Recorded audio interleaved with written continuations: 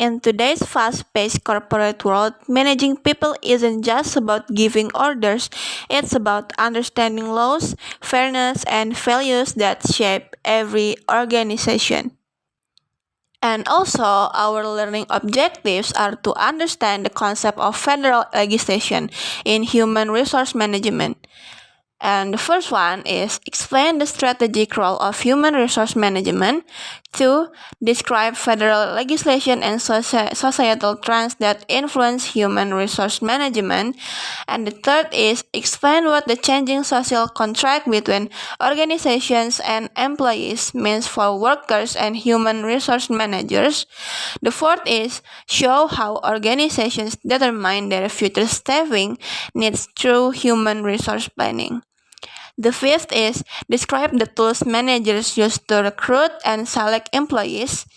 The sixth is describe how organizations develop an effective workforce through training and performance appraisal. And the last is explain how organizations maintain a workforce through the administration of wages and salaries, benefits, and terminations. After we're talking about the learning objection, we're gonna talk about human resource management. Human resource management involves attracting, developing, and maintaining an effective workforce to help achieve organizational goals. It includes activities like hiring, training, performance management, and employee engagement. In flatter organizations, managers often take a more active role in HR tasks, while HR professionals support them to align people strategies with business objectives. The next thing is the strategic role of HRM is to drive organizational performance. How a company manages talent may be the single most important factor in sustained competitive success. Today, Best Human Resource Department not only supports strategic objectives, but also actively pursue an ongoing integrated plan for furthering the organization's performance. Research has found that effective human resource management has a positive impact on strategic performance. The strategic approach. The strategic approach to human resource management recognizes three key elements.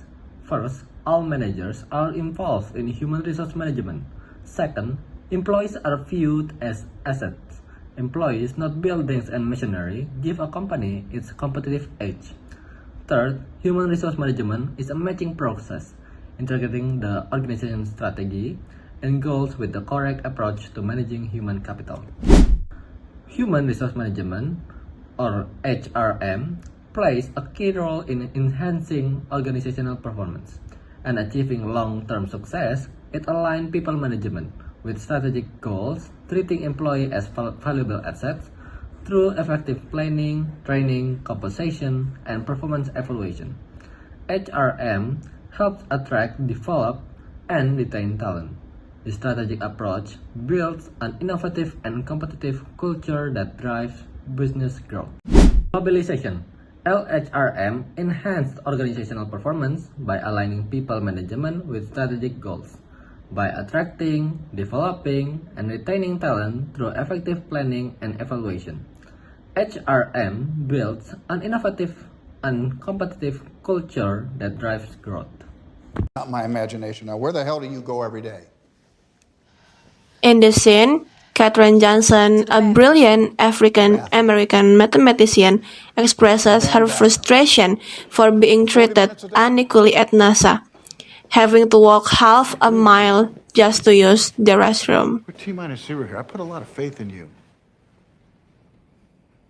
There's no bathroom for me here.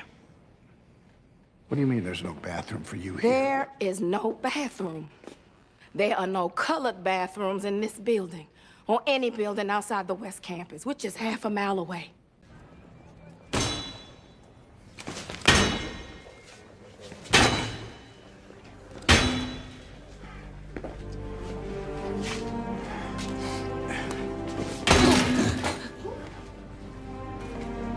This moment powerfully represents the fight against workplace discrimination, a turning point toward fairness, inclusion, and dignity at work.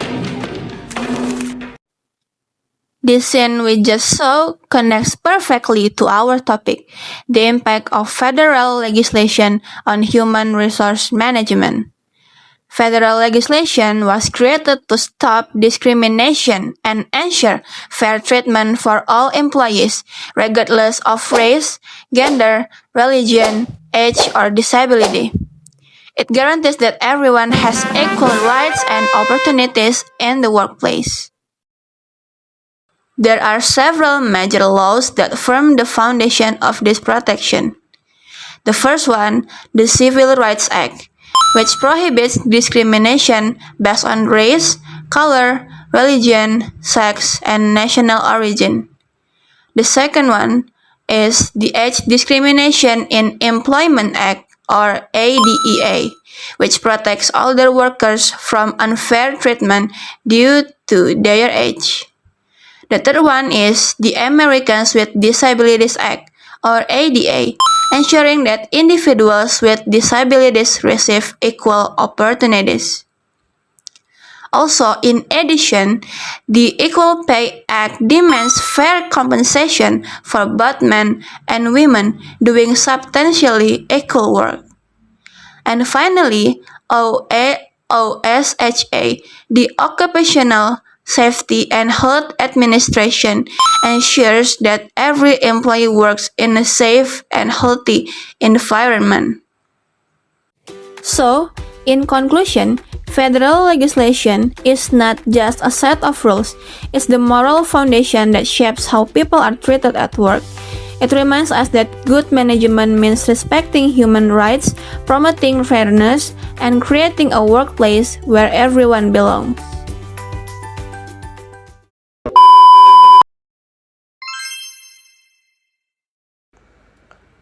The changing nature of careers. Another current issue is the changing nature of careers and a shift in the relationship between employers and employees. First, the changing social contract. In the old social contract between organization and employee, the employee could contribute ability, education, loyalty, and commitment and expect in return that the company will provide wages and benefits, work, advancement, and training throughout the employee's working life.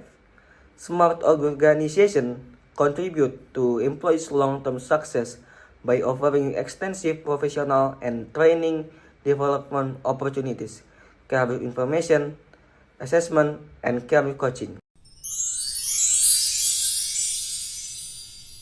Then, employer of choice, a company that is highly attractive to potential employees because of human resources practice that focus not just on tangible benefits such as pay and profit sharing, but also on intangibles such as work-life balance, a trust-based work climate, and a healthy corporate culture. Then contingent workers, people who work for an organization but not on a permanent or full-time basis, including temporary, placement, contracted, professionals, or leased employees. Most contingent workers were in clerical and manufacturing positions. Promoting work-life balance. Initiatives that enable employees to lead a balanced life are a critical part of many organization retention strategies.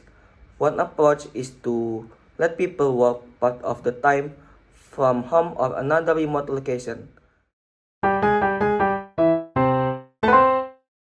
And the last, rightsizing the organization, refers to intentionally reducing the company's workforce to the point where the number of employees is deemed to be right for the company's current situation. As the term rightsizing implies, the goal is to make the company stronger and make competitive by aligning the size of the workforce with the company's current needs.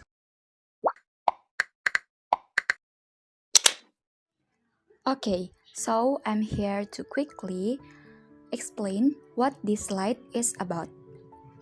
The title is Finding the Right People, which is pretty straightforward. Basically, this image shows us two main things, the process and the concept. First, let's look at the process. Which are the boxes in a row at the top? First, planning. The company identifies why it needs to hire. This is usually because someone is leaving retirements, resignations, or because the company is growing. Next, recruiting.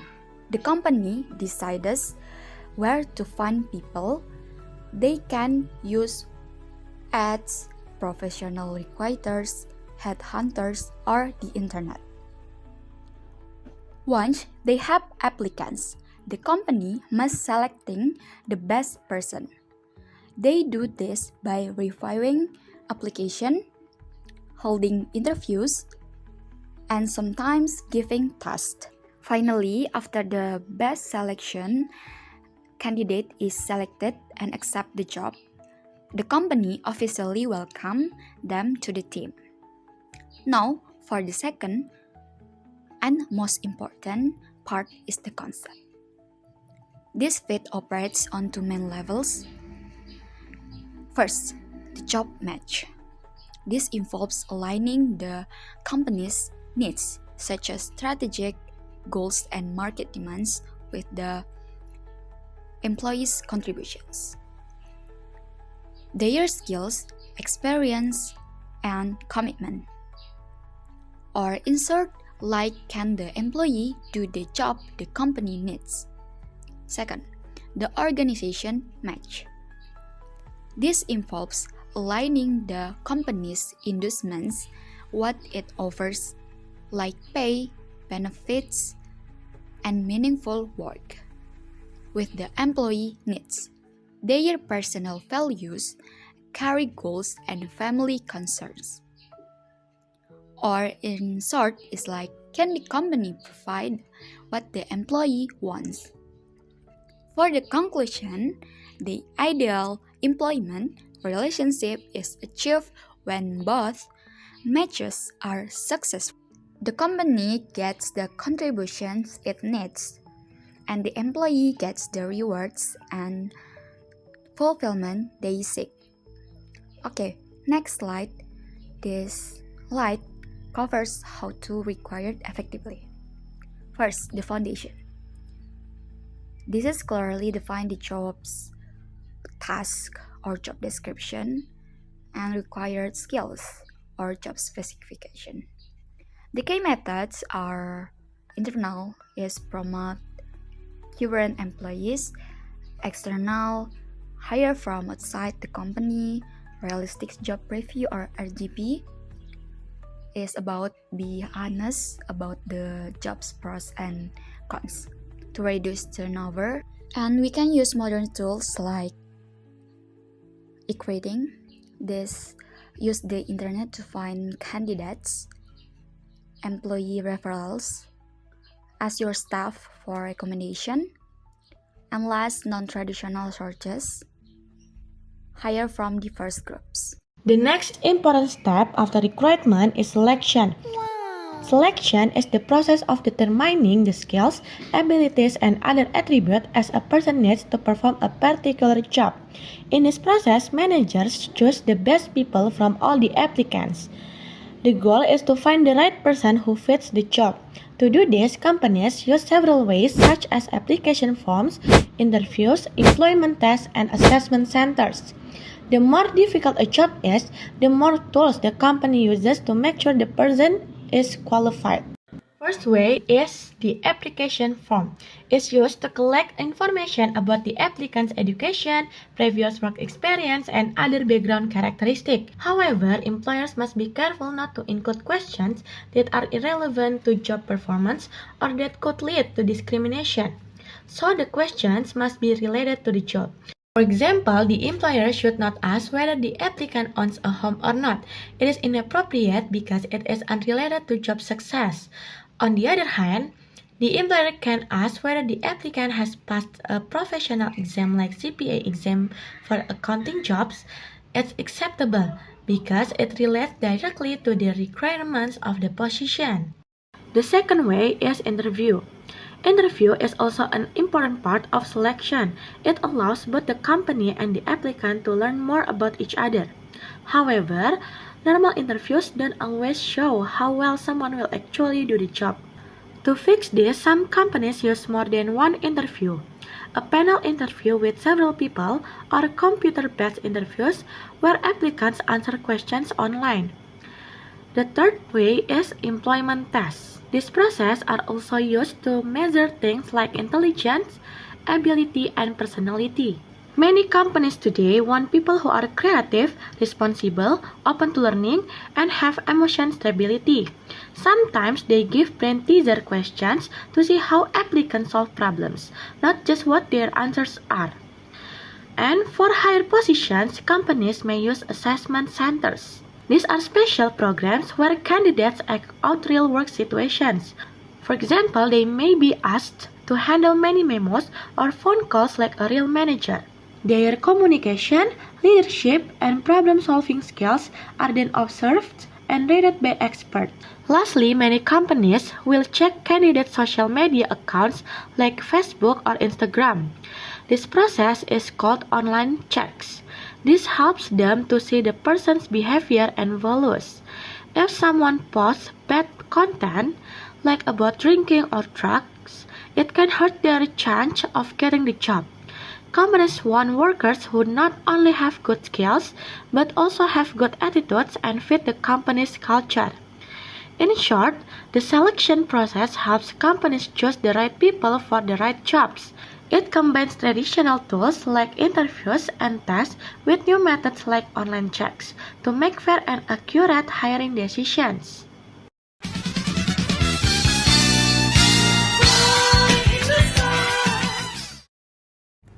Have you ever wondered what happens after someone gets hired? That's where the magic of managing talent begins. Managing talent isn't just about finding the right people, it's about turning ordinary employees into extraordinary force that move the company forward. Let's talk about how companies make that happen. First is training and development. Training and development are like power-ups for employees. They help workers learn new skills and grow stronger in their jobs. Companies use many methods like on-the-job training where experienced workers guide the new ones, and corporate universities where big companies such as McDonald's or IBM build their own school to train people.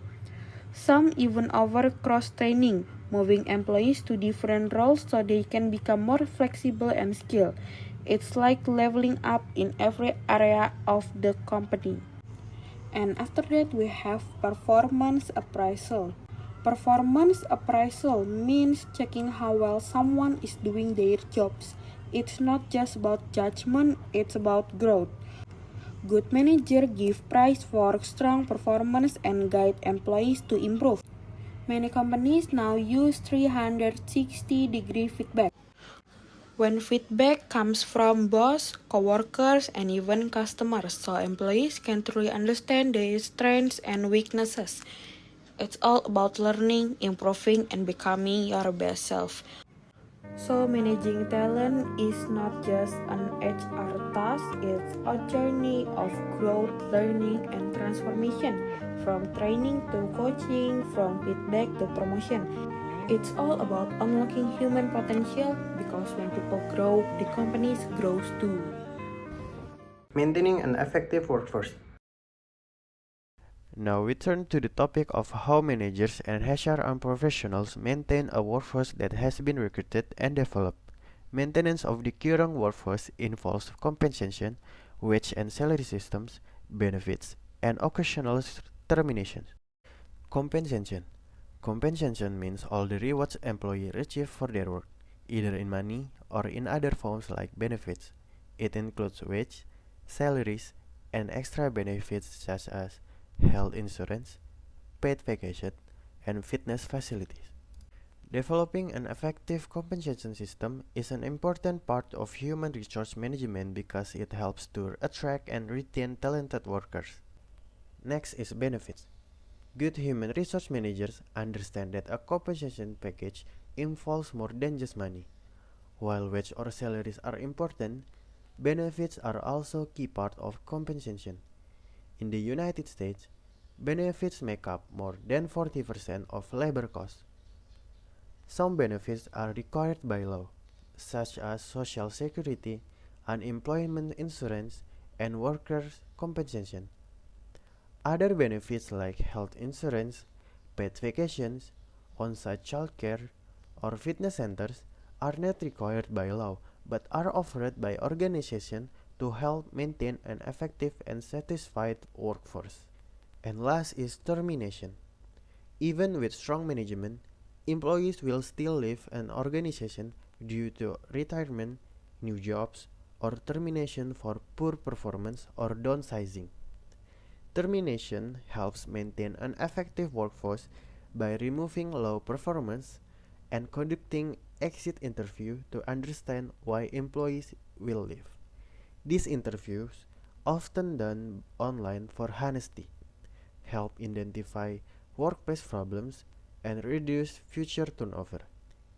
When layoffs happen, responsible companies assist departing employees to ensure a smooth transition and maintain a positive company culture.